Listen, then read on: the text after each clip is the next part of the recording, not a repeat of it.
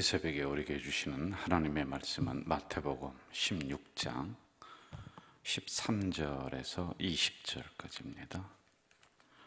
마태복음 16장 13절에서 20절 말씀 합독하도록 하겠습니다. 예수께서 빌립보 가이사랴 지방에 이르러 제자들에게 물어 이르시되 사람들이 인자를 누구라 하느냐. 이르되 더러는 세례 요한, 더러는 엘리야, 어떤 이는 에레미야나 선지자 중에 하나라 하나이다. 이르시되 너희는 나를 누구라 하느냐. 시몬 베드로가 대답하여 이르되 주는 그리스도시요 살아계신 하나님의 아들이시나이다. 예수께서 대답하여 이르시되 바요나 시몬아 네가 복이 있도다. 이를 내게 알게 한 이는 혈육이 아니요 하늘에 계신 내 아버지시니라. 또 내가 네게 이르노니 너는 베드로라. 내가 이 반석 위에 내 교회를 세우리니 음부의 권세가 이기지 못하리라. 내가 천국 열쇠를 내게 주리니 내가 땅에서 무엇이든지 매면 하늘에서도 매일 것이요 내가 땅에서 무엇이든지 풀면 하늘에서도 풀리리라 하시고, 이에 제자들에게 경고하사 자기가 그리스도인 것을 아무에게도 이르지 말라 하시니라. 아멘. 13절 보면은 하반절에 사람들이 인자를 누구라 하느냐 이런 말씀이 나오고 있습니다. 여기에 대한 대답이 이제 14절에 보면 한 세 가지 정도로 나오는데요. 세례 요한 또는 엘리야, 또 어떤 사람은 에레미야, 선지자 중에 하나다, 이렇게 대답이 나오고 있습니다. 자, 여러분, 그런데 예수님이 진짜 묻고 싶은 게 따로 있고 진짜 듣고 싶어 하는 대답이 따로 있습니다. 그건 뭐냐면은 사람들이 나를 누구라 하느냐, 그것은 별로 중요한 게 아닙니다. 지금 이제 예수님의 질문의 의도는 그렇게 말하는, 그럼 너는 나를 누구라고 생각하고 믿고 있느냐, 이제 이걸 묻고 싶은 거예요. 그리고 그 대답을 듣고 싶어 하는 게 예수님의 본질적인 질문이란 말입니다. 여기에는 아주 중요한 부분들을 담아놓고 있습니다. 하나는 다른 사람의 신앙 고백이 그렇게 중요한 게 아닙니다. 내 신앙 고백이 가장 중요하다는 것이에요. 여러분, 우리는 항상 이걸 알아야 돼요. 내가 은혜 받아야 됩니다. 내가 기도해야 됩니다. 그래서 이 말씀은 만민을 향해서 선포되는 말씀이에요, 이 성경은요. 그러나 이것은 점점점 좁히면 나를 향해서 선포되는 나의 말씀이란 말입니다. 여러분, 우리의 구주, 우리의 주님, 그게 아니라 나의 구주, 나의 주님, 이거란 말이에요. 초점이 분명하게 나라고 하는데 맞춰져 있단 말입니다. 그래서 우리는 주님 앞에서 1대1의 관계로 서 있는 존재들이다라고 하는 것이죠. 주님은 너는 나를 누구라고 생각하느냐? 이 질문을 이 성경을 통해, 오늘 이 말씀을 통해 여러분들에게, 저에게 던지고 있단 말입니다. 무슨 세례 요한이나 엘리야, 예레미야 등등 이렇게 이야기를 하고 있습니다만은 그것은 아무런 하등의 그런 영향이 없어요. 그렇게 우리가 배우고 들어서 고백하는 것이 아니라 내가 경험한 주님을 이 시간에 여러분들이, 그리고 제가 간직하고 있어야 돼요. 이 시간에도 누구에게 말씀이 내립니까? 나에게 내리는 겁니다. 자, 그리고 두 번째, 여기서 중요한 부분이 뭐냐면은 너는 진짜로 나를 하나님의 아들로, 구세주로 믿고 있느냐라고 하는 이 질문이란 말입니다. 너는 나를 누구라고 생각하느냐라고 하는 이 질문 속에는 이게 있단 말입니다. 제자들과 그동안에 함께 쭉 다녔습니다. 그런데 전의 것을 한번 떠올려 보세요. 귀신도 쫓아냈지요. 병자도 고쳤지요. 그리고 오병이의 기적을 행하셨습니다. 그 놀라운 일들을 많이 행하셨어요. 그리고 어제도 우리가 봤습니다마는 제자들의 관심은 어디에 있어요? 떡에 있는 거, 떡. 그래, 떡 안 가져왔네? 이것 때문에 그들이 걱정하고 이렇게 했다고 했지 않습니까? 그런데 이런 상황에서 예수님께서 묻고 있는 게 뭐냐면은, 네가 나를 생각하는 게 고작 병자나 고치고 떡이나 만들어주는 너의 필요에 의해서만 찾는 그런 존재이냐, 아니면은 너에게 나라고 하는, 주님이라고 하는 존재는 절대적인 존재이냐, 전체이냐? 여러분 어떻습니까? 필요할 때만 주님 부르짖는 우리 아니에요? 떡이 필요하면 주님 떡만 주세요. 내가 병이 났습니다. 그럼 주님 병 고쳐주세요. 그런데 그런 부분들이 해결되면 우리는 주님을 까맣게 잊어버리고 또 무엇인가 필요할 때 가서 또 구하고 또 주님 잊어버리고 하는 그러한 분으로 우리는 믿고 있는 게 아니냐라고 하는 것을 이 새벽에 우리에게 던져주고 있습니다. 여러분, 이런 일차적인 것들은 중요한 게 아니에요. 진짜 중요한 것은 구주라고 하는 것. 이 의미는 뭐겠습니까? 나를 위해서 죽으시고 나를 위해 부활하시고 나를 위해 다시 재림하실 그분, 이게 100배도 중요하단 말입니다. 그런데 우리는 가만히 한번 보세요. 생활 속에 필요한 요소들을 충족시키는 도구로 주님을 찾고 있습니다. 하나님을 그런 분으로 여기고 있는 아주 기본적인 신앙, 이게 잘못된 게 아닌데 조금 더 발전해야 돼요. 여러분, 여전히 채워지지 않았어요? 여전히 우리에게 내가 요구하는 것들이 내 안에 충족되지 않았습니다. 그럼에도 불구하고 우리 주님은 나에게 여전히 절대적인 존재, 그렇게 지금 되고 있느냐는 거예요. 여러분, 우리 교회가 이런저런 프로그램도 전에는 많이 했습니다. 지금은 영상으로 많이 하고 있는데요. 사회복지도 하고 성경 공부도 하고 이렇게 많이 합니다. 그런데 가장 중요한 것은 뭐냐면요, 이것은 지역적인 거예요. 본질적인 것을 우리가 붙잡아야 돼요. 여러분, 교회의 가장 본질적인 것은 예배요, 그리고 영혼 구원이란 말입니다. 그리고 그 외의 것들은 안 해도 되는 거예요. 이것 가지고 목숨을 걸 만한 것들은 아니란 말입니다. 그냥 해도 되고 안 해도 되고, 안 하는 교회 많이 있어요. 그러면 그게 잘못된 건가요? 그렇지는 않거든요. 우리가 그러한 데 생각을 가지고, 마인드를 가지고 그러니까 해 나가니까 또 주님의 한 그 사랑을 전달하는 도구가 되는 것이, 그러나 그거는 본질은 아니란 말입니다. 여러분, 가만히 보세요. 여러분의 중심에 정말 주님이 중심으로, 본질로 딱 자리를 하고 있느냐, 이걸 우리가 다시 차지하지만이 된다라고 하는 것이죠. 자, 16절로 가보겠습니다. 같이 한번 읽어볼까요? 16절. 시몬 베드로가 대답하여 이르되 주는 그리스도시요 살아계신 하나님의 아들이시니이다. 주는 그리스도시요 살아계신 하나님의 아들입니다 라고 하는 고백을 베드로가 이제 하게 되죠. 자, 여러분, 이런 짤막한 고백 속에 진리를 이렇게 담아놓고 있는 그 문장은 그 어디에도 없습니다. 그런데 베드로의 그 지나온 과거를 보면은 배우지는 않았던 것 같아요. 그렇게 똑똑한 사람이 아닙니다. 그냥 뱃사람이었어요. 그럼 이런 고백이 도대체 어디서 나왔느냐는 거예요. 신앙적인 경험이 풍부했다? 그것도 아닌 것 같아요. 왜냐하면 17절에 보면은 바로 사탄아 내 뒤로 물러가라, 그렇게 꾸짖고 있단 말입니다. 그래서 신앙이 깊거나 또는 경험이 있거나 많이 배웠거나, 그래서 주는 그리스도시요 살아계신 하나님의 아들입니다, 이런 고백이 나온 것 같지는 않단 말입니다. 과연 어디에서 이런 고백이 나왔을까라고 하는 거죠. 제가 오랜 시간 교회를 섬기면서 성도들을 섬겨나가고 그러면서 깨달은 부분들이 있어요. 진정한 깨달음과 확고한 믿음은 배움에서 나오는 게 아니에요. 책상에서 나오는 게 아니에요. 신학교에서 나오는 게 아니더라는 겁니다.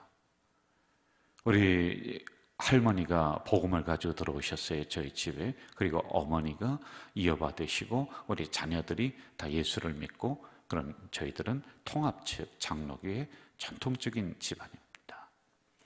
그런데 저희 할머니, 저희 어머니는 시골에서 무슨 아무것도 안 했어요. 그냥 오로지 그냥 예배 한번 드린 거거든요. 무슨 특별 프로그램을 했는가, 그런 것도 아무것도 없었어요. 그런데도 그분들이 고백하는 것은 지금 제가 고백하는 거에 이상으로 무게가 있는 거예요. 하나님 감사합니다. 다 하나님의 은혜지. 그분이 어떤 신학을 몇 년 동안 과정을 밟아서 그 고백을 하는 게 아니거든요. 그런데도 불구하고 목사인 제가 지금 고백하는 것보다 훨씬 더 무게가 있는 거예요. 여러분, 여기 계신 우리 어르신들이 제가 참 고맙고 감사한 게 늘 기도 자리, 예배 자리를 어르신들이 딱 지켜주니까 이게 저는요 너무 감사한 거예요. 이게 무게가, 교회 무게가 딱 자리를 잡고 있는 거예요. 여기 계신 분들 무슨 신학원을 다녔어요? 아니면은 신학대학을? 아니에요. 그렇지 않은데도 여기 어르신들이 중심을 딱 잡고 기도하며 주여 하면서 하나님 하면서 이렇게 갈 때 그 무게는 상상을 할 수가 없는 거예요. 간혹 가다가 우리 노 권사님들이 저에게 이런 얘기를 해요. 목사님, 너무 걱정하지 마세요.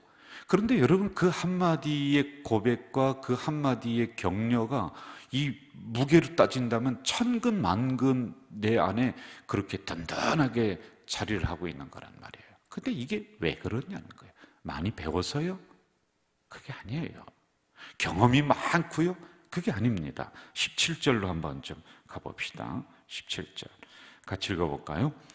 예수께서 대답하여 이르시되 바요나 시몬아, 내가 복이 있도다. 이를 내게 알게 한 이는 혈육이 아니요 하늘에 계신 내 아버지시니라.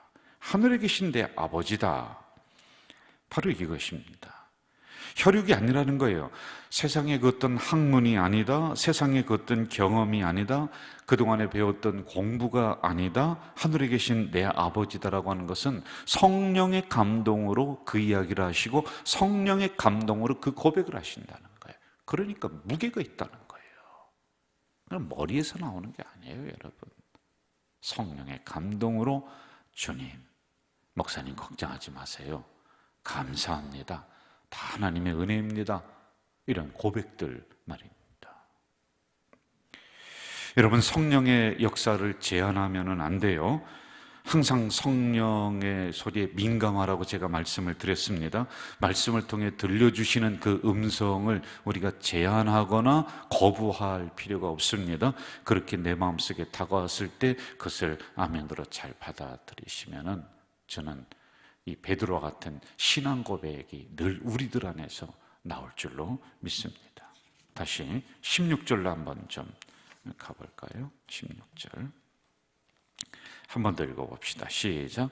시몬 베드로가 대답하여 이르되 주는 그리스도시요 살아계신 하나님의 아들이십니다. 이제 두 가지로 나눕니다. 첫째는 주는 그리스도시요, 여기는 창조자요 영원한 왕이시요 약속의 성취자라고 하는 이러한 그 진리가 담겨져 있습니다.